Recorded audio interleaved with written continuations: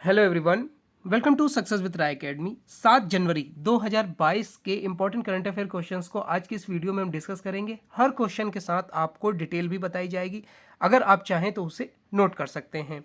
तो चलिए पहले क्वेश्चन को देखते हैं। पहला क्वेश्चन है कि इजरायली साइबर सुरक्षा स्टार्टअप सिंप्लीफाई का अधिग्रहण किसने $500 मिलियन में किया है? इसका राइट आंसर होगा फर्स्ट ऑप्शन, गूगल ने। देखिए, अल्फाबेट इंक के स्वामित्व वाली गूगल ने $500 मिलियन के सौदे में इजरायली साइबर सुरक्षा स्टार्टअप सिंप्लीफाई का अधिग्रहण किया है।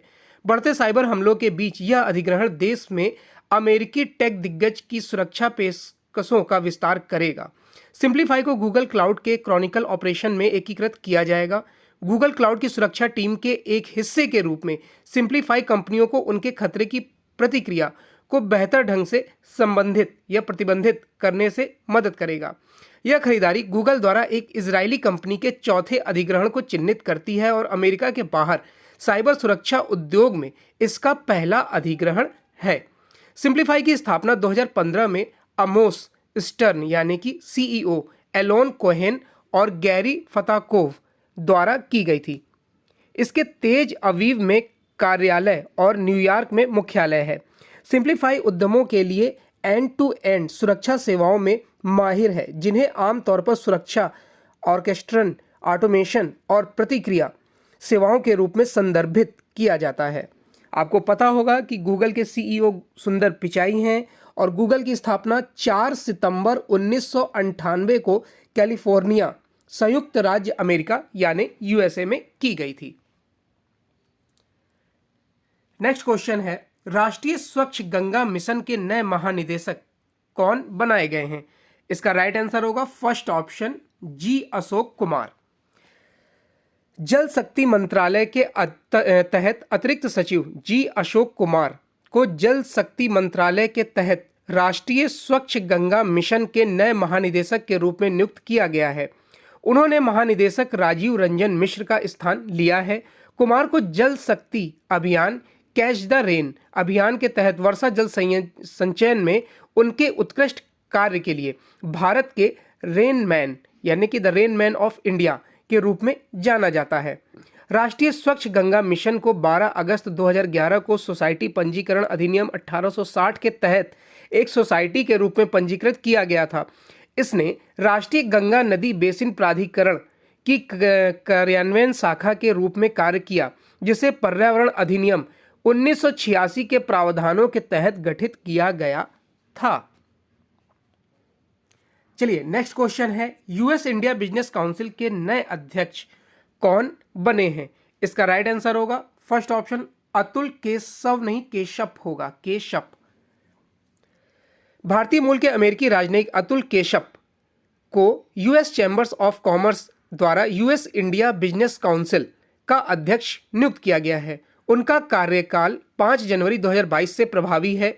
US chambers of commerce USIBC की मूल संस्था है। अतुल केशप निशा देसाई की जगह लेंगे। इससे पहले केशप ने दिल्ली में संयुक्त राज्य अमेरिका के चार्जेड अफेयर्स के रूप में भारत में सेवा की अमेरिकी दूतावास टीम का नेतृत्व किया। यूएसआईबीसी संयुक्त राज्य अमेरिका, भारत और इंडो पैसिफिक में सक्रिय शीर्ष वैश्विक कंपनियों का प्रतिनिधित्व करता है। चलिए नेक्स्ट क्वेश्चन है, राष्ट्रीय युवा महोत्सव के मेजबान के रूप में किसे चुना गया है? और ये चुना है प्रधानमंत्री नरेंद्र मोदी ने। तो इसका राइट आंसर होगा फर्स्ट ऑप्शन, पुडुचेरी। पुडुचेरी को प्रधानमंत्री नरेंद्र मोदी ने 25वें राष्ट्रीय युवा महोत्सव की मेजबानी के लिए चुना है। 25वां राष्ट्रीय युवा महोत्सव 12 से 16 जनवरी 2022 तक पुडुचेरी में आयोजित होने जा रहा है। केंद्रीय युवा मामले और खेल और सूचना और प्रसारण मंत्री अनुराग ठाकुर ने कहा कि स्वतंत्रता के 75वें वर्ष को चिन्हित करने वाले आज़ादी की अमृत महोत्सव के हिस्से के रूप में त्योहार का आयोजन किया गया है। इस महोत्सव में देश भर में 18 से 22 आयु वर्ग के लगभग 7,000 युवाओं के शामिल होने की संभावना है। कार्यक्रम में पुडुचेरी के करीब 500 युवा हिस्सा लेंगे। भारत सरकार राष्ट्रीय युवा सप्ताह समारोह के एक भाग के रूप में राष्ट्रीय युवा महोत्सव आयोजित करती है। इसका आयोजन युवाओं में राष्ट्रीय एकता, भाईचारा, सांप्रदायिक सौहार्द की भावना, साहस की अवधारणा का प्रचार प्रसार करने के उद्देश्य से किया जाता है। चलिए नेक्स्ट क्वेश्चन है, नागालैंड में सशस्त्र बल अधिनियम 1958 को 30 दिसंबर 2021 से कितने महीने के लिए बढ़ा दिया गया है? इसका राइट आंसर होगा फोर्थ ऑप्शन, 6 महीने के लिए। नागालैंड में सशस्त्र बल अधिनियम 1958 को 30 दिसंबर 2021 से 6 महीने के लिए बढ़ा दिया गया है। यह कानून सेना को राज्य के अशांत क्षेत्र में कहीं भी स्वतंत्र रूप से संचालित करने के लिए व्यापक अधिकार देता है। अफस्पा कानून के तहत सेना 5 या इससे ज्यादा लोगों को एक जगह इकट्ठा होने से रोक सकती है। इसके तहत सेना किसी के घर में बिना वारंट के घुसकर तलाशी ले सकती है। ये कानून सेना को बिना वारंट के किसी को भी गिरफ्तार करने की ताकत देता है। नेक्स्ट न्यूज है, रक्षा मंत्री राजनाथ सिंह ने किस विश्वविद्यालय में Kalpana Chawla centre for research in science and technology का उद्घाटन किया है? इसका राइट आंसर होगा फर्स्ट ऑप्शन, चंडीगढ़ विश्वविद्यालय। रक्षा मंत्री राजनाथ सिंह ने हाल ही में चंडीगढ़ विश्वविद्यालय में Kalpana Chawla centre for research in science and technology का उद्घाटन किया है। अंतर्राष्ट्रीय विज्ञान, उपग्रह विकास और अंतरिक्ष अनुसंधान में भविष्य की चुनौतियों का सामना करने के लिए छात्रों को प्रशिक्षण देने के उद्देश्य से नया अंतरिक्ष विज्ञान अनुसंधान केंद्र स्थापित किया गया है। यह केंद्र चंडीगढ़ विश्वविद्यालय के छात्रों द्वारा निर्मित उपग्रह के लिए ग्राउंड कंट्रोल स्टेशन के रूप में कार्य करेगा। नेक्स्ट क्वेश्चन है, विनोद कन्नन ने किस एयरलाइंस के मुख्य कार्यपालक अधिकारी का पदभार ग्रहण किया है? इसका राइट आंसर होगा फोर्थ ऑप्शन, विस्तारा। विनोद कन्नन ने विस्तारा एयरलाइंस के मुख्य कार्यपालक अधिकारी का पदभार ग्रहण किया है। कन्नन ने लेस्थीथंग का स्थान लिया है। वे 16 जुलाई 2017 से 31 दिसंबर 2021 तक कंपनी के सीईओ रहे। कंपनी ने कहा है कि इसके साथ ही दीपक रजावत को पदोन्नत कर विस्तारा का मुख्य वाणिज्यिक अधिकारी बनाया गया है। कन्नन जून 2019 में मुख्य रणनीतिक अधिकारी के रूप में विस्तारा से जुड़े थे। चलिए नेक्स्ट क्वेश्चन है, अंतर्राष्ट्रीय सौर गठबंधन में कौन से देश ने नए सदस्य के रूप में एंट्री की है या जुड़ गया है? इसका राइट आंसर होगा फर्स्ट ऑप्शन, एंटीगुआ एवं बारमूडा। अंतर्राष्ट्रीय सौर गठबंधन में शामिल होने वाला 102वां देश एंटीगुआ एवं बारमूडा बन गया है।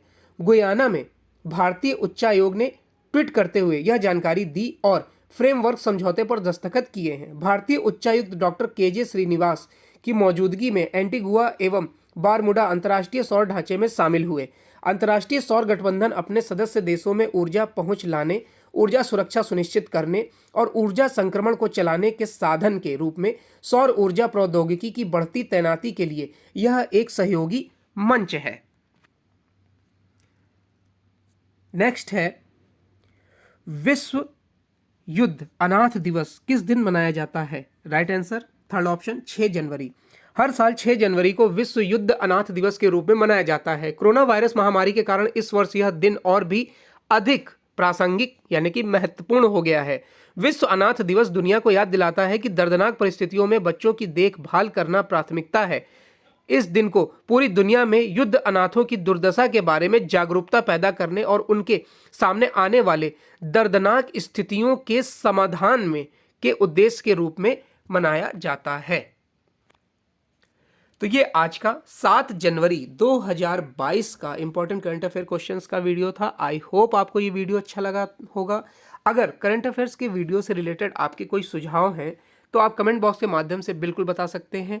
सुझाव अच्छे होंगे तो उन्हें जरूर माना जाएगा और ज़्यादा से ज़्यादा आप इसे शेयर करेंगे, ऐसी मैं उम्मीद करता हूँ। वीडियो देखने के लिए धन्यवाद।